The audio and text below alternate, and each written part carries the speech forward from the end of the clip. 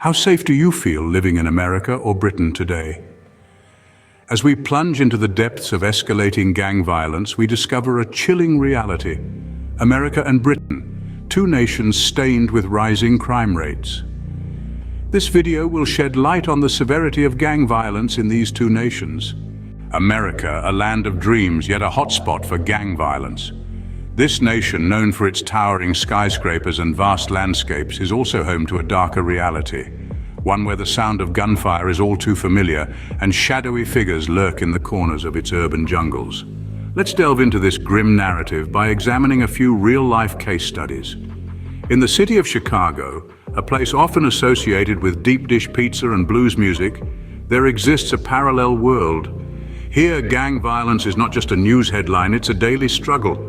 A recent report revealed that gang-related homicides in the Windy City accounted for more than half of all murders in the past year. In Los Angeles, the situation isn't much different. The City of Angels is also the birthplace of many notorious gangs. From drive-by shootings to drug trafficking, these organizations leave a trail of crime in their wake. And let's not forget the impact on the community. Families live in fear, children grow up in the midst of violence, and communities are torn apart. But it's not just the urban areas. Gang violence has also infiltrated the quiet suburbs and rural regions. It's a nationwide issue, spreading like a malignant tumor across the country's body. Yet, America isn't standing idly by. Police forces are implementing new strategies, community organizations are rising up, and legislation is being passed to curb this menace. From increased surveillance to rehabilitation programs, efforts are being made to eradicate this issue from its roots. It's a battle, a constant struggle between law enforcement and these criminal enterprises. Each day brings new challenges, new battles to fight, but the spirit of resilience is strong and the determination to create a safer America remains unwavering. However, the reality remains. Despite numerous efforts, gang violence continues to be a critical concern in America. It's a stain on the fabric of the nation, a challenge that demands our collective attention. A challenge that America, the land of dreams, must face head-on.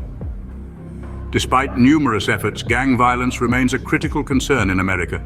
Moving across the Atlantic, we land in Britain, where a different kind of violence dominates the streets. In the shadowy corners of Britain's urban landscapes, a grim reality unfurls.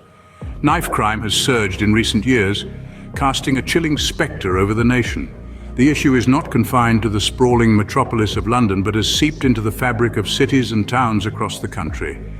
Let's take a moment to consider the harrowing case of a 17-year-old boy from Birmingham. A promising student and a cherished son, his life was abruptly extinguished one fateful evening when he fell prey to a knife attack.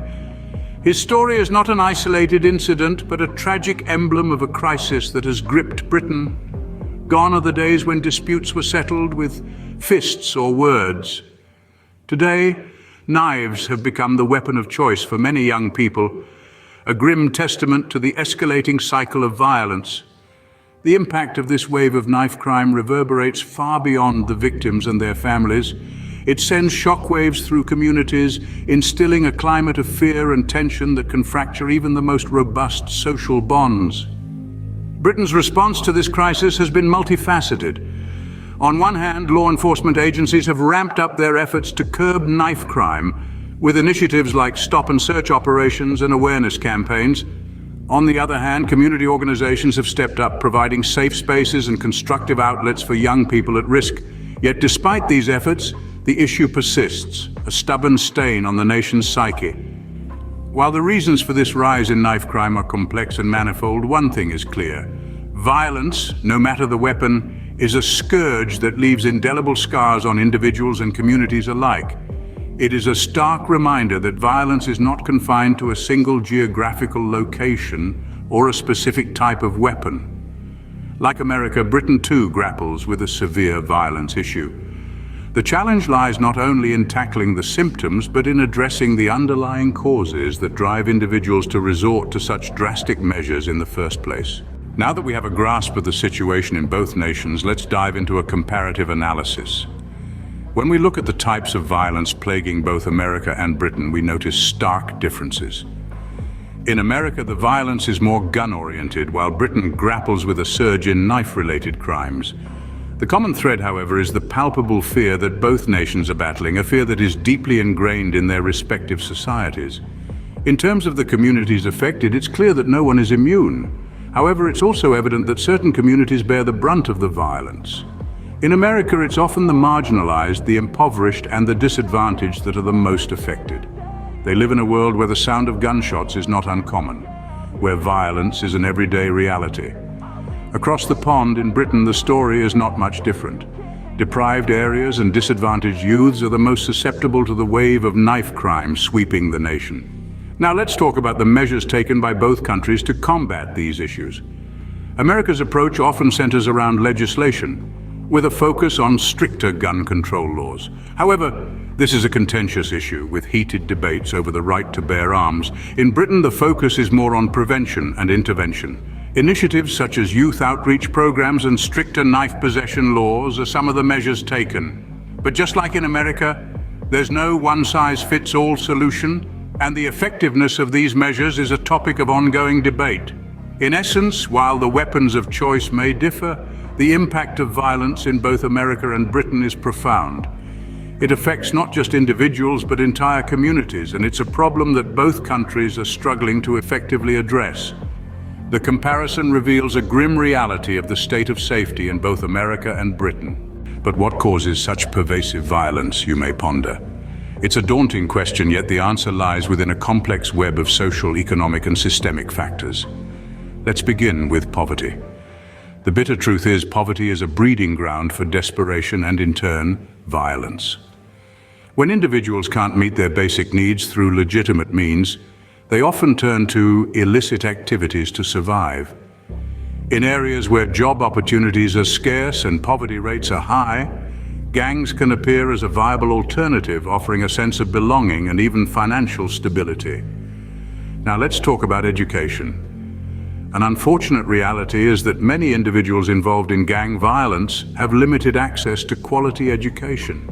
Schools in impoverished areas often lack the resources to provide an engaging, comprehensive education. This educational deficit leaves young people ill-prepared for the workforce, increasing their likelihood of joining a gang. But it's not just about poverty and education. Systemic failures play a significant role too.